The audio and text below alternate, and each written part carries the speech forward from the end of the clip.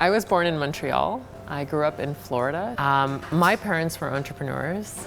So when we moved to Florida, my parents owned a hotel. Over that decade we were there. And I really got to see kind of the freedom they had being entrepreneurs.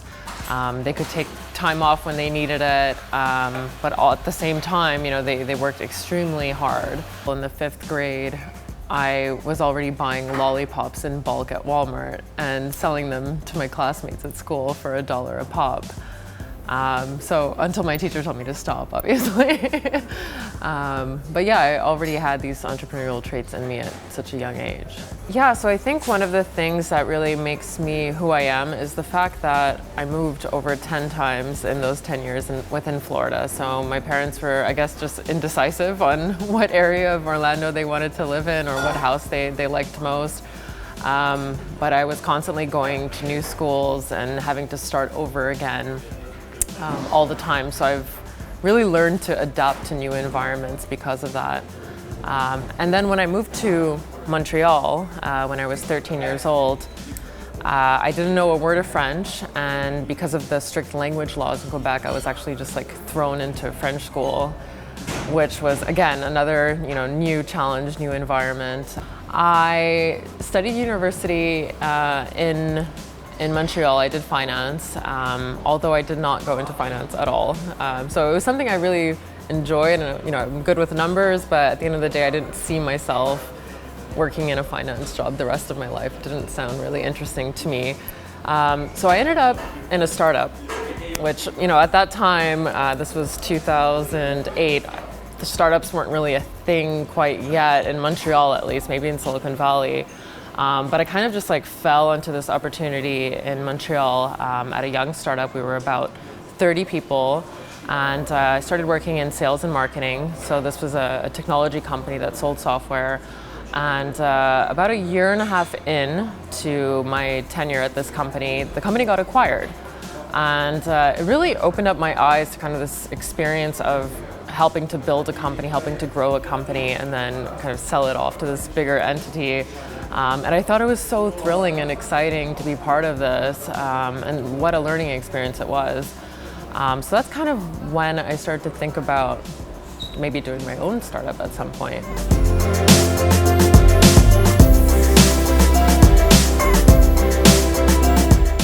So I spent 2 years in Barcelona, and I actually fell in love with the city during that time. I really was able to see the true spirit of Barcelona and not just the touristic side of it.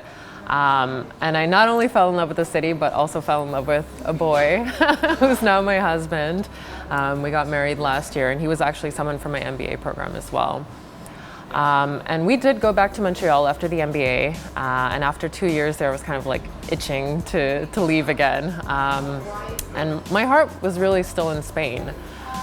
So I started looking for opportunities again outside of Montreal.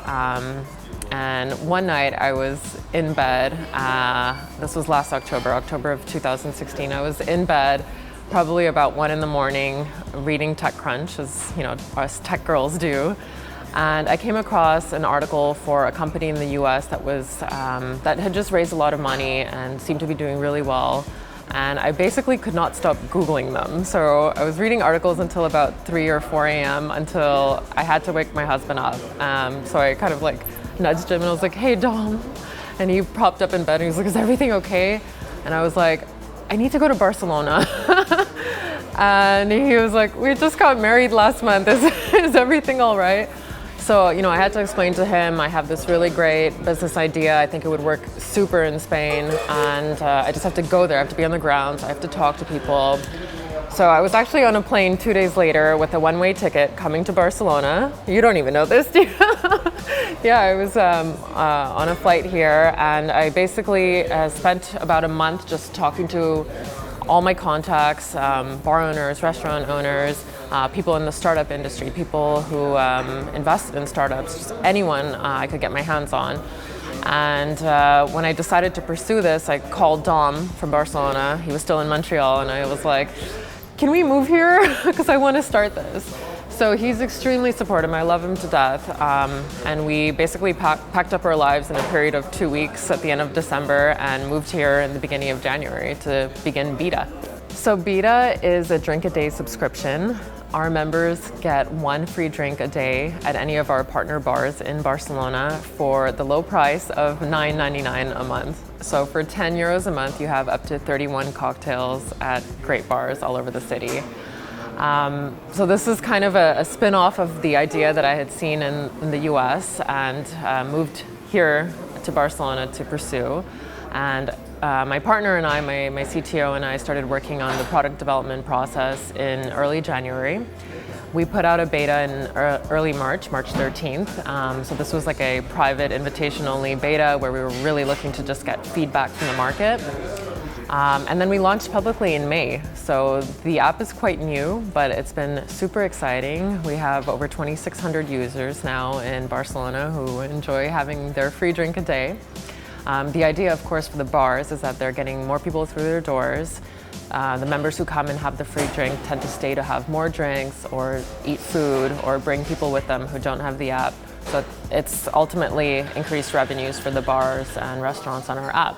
It's my first mobile app. I've always been in the enterprise software world, historically throughout my career. So just building an app was a completely new thing for me. So that in itself has been a challenge and such a great learning experience. But then the other thing is adapting the app to the market here has been another learning experience and a challenge. The Catalan culture is very particular. Even the Spanish culture, it's quite different from the US. Cocktails are still not a huge thing here. They're getting there, definitely, and the Barcelona cocktail scene is just blowing my mind. It's really amazing. There are some great bars here and great bartenders. But at the same time, I don't know if the market has been fully ready for an app like this to come out. So we're definitely making some tweaks on the app in the coming months, especially to really match the app with the market here, create that fit that the market here really needs. So one of the things that we're thinking of doing for the Barcelona community is offering a drink or tapa every day on Beta. So it would be, what was it? Someone said it to me and it was really funny. It was like, something like, please edit this. Or Bida or Mida, because it's like bebida or comida. I definitely feel like I've become much more resilient, especially starting a business in Spain as a foreigner.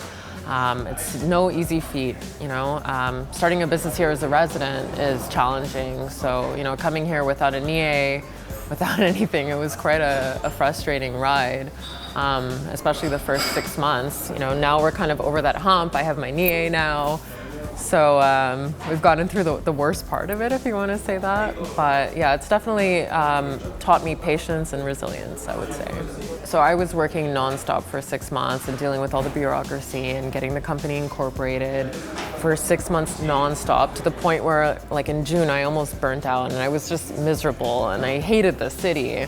And I kind of took a step back and I was like, I used to be completely in love with the city. Like, what happened? What changed? And I realized, as an entrepreneur, there needs to be a balance. I think there's this mentality, the Silicon Valley mentality of entrepreneurs and people in startups just working nonstop. But if you don't take a moment to yourself to enjoy your surroundings, you're just going to be miserable at the end of the day. Why are you doing this if you're going to be so unhappy? So in June, I started to, go out a bit more, enjoy the summer. And it really did change my happiness level here, and I started to love this place again. It's great. Currently, it's myself, my CTO, Ivan Peralta, who's a rock star. I absolutely love him. He's been there from the get-go with me. He's my co-founder. I don't know what I would do without him. And we just hired an intern, Emily, from the UK, from Aston University, who's gold as well. She's great. I'm so happy with her. So it's only us 3 for now, but we are working with a lot of collaborators, part-time contractors and stuff like that. So a lot of people working on this, yeah. Yeah, so I was quite immersed in the Montreal startup ecosystem, so I really have a good basis of comparison. And I would say the biggest thing that I love about the Barcelona startup ecosystem is that people are so open to meeting, to talking, and giving feedback. I've reached out to so many people over LinkedIn or through contacts who, I didn't know, and they were happy to grab coffee with me. And in Montreal, you don't really find that as much. If you do, it's kind of superficial, but here people really care and want to help and want to collaborate, and I really, really admire that about the city. So we really want to take Beta to the next level in the next 6 months. We want to find the right formula here in Barcelona, and that means tweaking the app again to find that product market fit. And then when we've found that perfect formula, I really want to take this to other cities in Spain. So I think the Spanish market as a whole really enjoys going out. It's such a social culture, and that's why I came here in the first place. I saw this app working so well here. So I can't wait to be in Madrid. I can't wait to be in Sevilla and Ibiza. That's really the next thing for Beta, is taking this countrywide. So one thing I definitely want after Beta is to give back, and give back to the startup community here in Barcelona, either in the form of being a mentor or even as an angel or VC. That's something I would love to do, and I think there's such a lack of women in that space, in that world, and I would love to give back in that way in particular.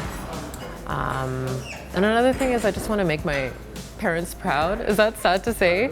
You told me once something that was really interesting. You said how you constantly ask yourself if you're making Barcelona a better place. And I feel I resonate so well with that. And I think that's something everyone should question, is what they're doing on a day-to-day making the general society better. Okay, should I do it over? That's perfect. I needed the question.